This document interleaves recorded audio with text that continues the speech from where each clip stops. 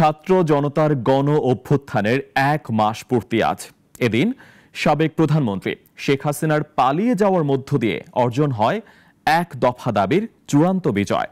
বৈষম্য বিরোধী ছাত্র আন্দোলনের সমন্বয়করা বলছেন, ফ্যাসিবাদী শক্তির বিরুদ্ধে ঐক্যবদ্ধ সে লড়াই দেখিয়েছে মুক্তির পথ।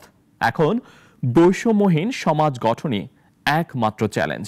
আরো জানাচ্ছেন ফজলে রাব্বি। তখন দুপুর, শেখ হাসিনার দেশত্যাগের খবরে রাজপথে হাজারো মানুষের ঢল। ঢাকার অলিগলি থেকে নানা বয়সী আর শ্রেণী পেশার মানুষের মিছিলের গন্তব্যস্থল হয়ে ওঠে রাষ্ট্র পরিচালনার কেন্দ্রস্থল গণভবন। এর পরের দৃশ্য যেন এখনও তাজা কোটি বাঙালির প্রাণের স্মৃতিতে অমলিন হয়ে আছে। হাতে লাল সবুজের পতাকা উড়িয়ে সেদিন মানুষের ঢলে ছিল নতুন সব স্লোগান, ছিল দ্বিতীয় স্বাধীনতা লাভের কথা, যা পেতে রাজপথে ঝরে হাজারো ছাত্র জনতার তাজা প্রাণ। নতুন বাংলাদেশের ইতিহাসে এটি ঠাঁই পেয়েছে জুলাই বিপ্লব হিসেবেও।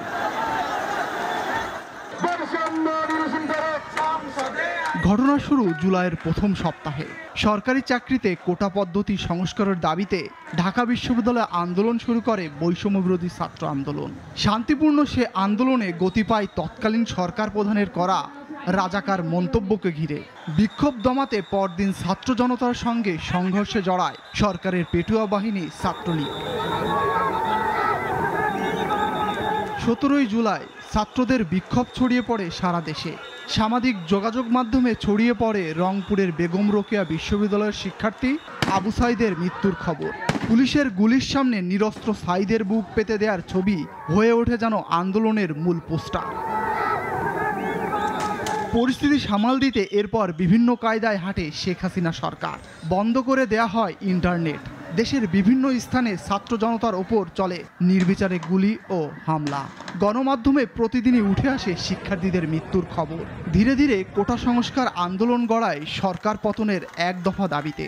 সে দাবি পূরণের আগ মুহূর্তে 4 আগস্ট বিশ্ববাসী দেখে ভয়াল এক বাংলাদেশ। সংঘর্ষ আর গুলিতে একদিনেই ঝরে ছাত্র জনতার শতপ্রাণ। মুক্তিযুদ্ধের পর আর কোনো আন্দোলনে এত প্রাণহানি দেখেনি বাংলাদেশ।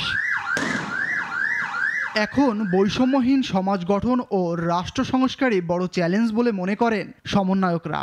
মানুষ যে আমাদের উপর আস্থা রাখতেছে, আমরা সর্বদলকে নিয়ে সবাইকে নিয়ে আমরা রাষ্ট্রটাকে সংস্কার করে তারপরে নির্বাচন আগ মুহূর্তে আমরা চিন্তা করবো যে আচ্ছা আসলে মানুষজন কি আমাদের নেতৃত্বে কোনো রাজনৈতিক দল চাচ্ছে নাকি হচ্ছে তারা তথাকথিত যে রাজনৈতিক দলগুলো চলে আসছে তাদের উপর আস্থা রাখবে। বৈষম্যহীন যে সমাজ ব্যবস্থার চেতনায় জুলাই বিপ্লব, তা পূর্ণতা পাক আইনের শাসন, মানবাধিকার আর ন্যায় বিচার প্রতিষ্ঠার এক নতুন বাংলাদেশে। এই প্রত্যাশায় এখন স্বজন সহযোদ্ধা হারানো মানুষদের। ফজলে রাব্বি, নাগরিক, ঢাকা। 250-টিরও বেশি ডিজাইন অপশন নিয়ে ওয়ালটন স্মার্ট ফ্রিজ, বোঝে আপনার প্রয়োজন।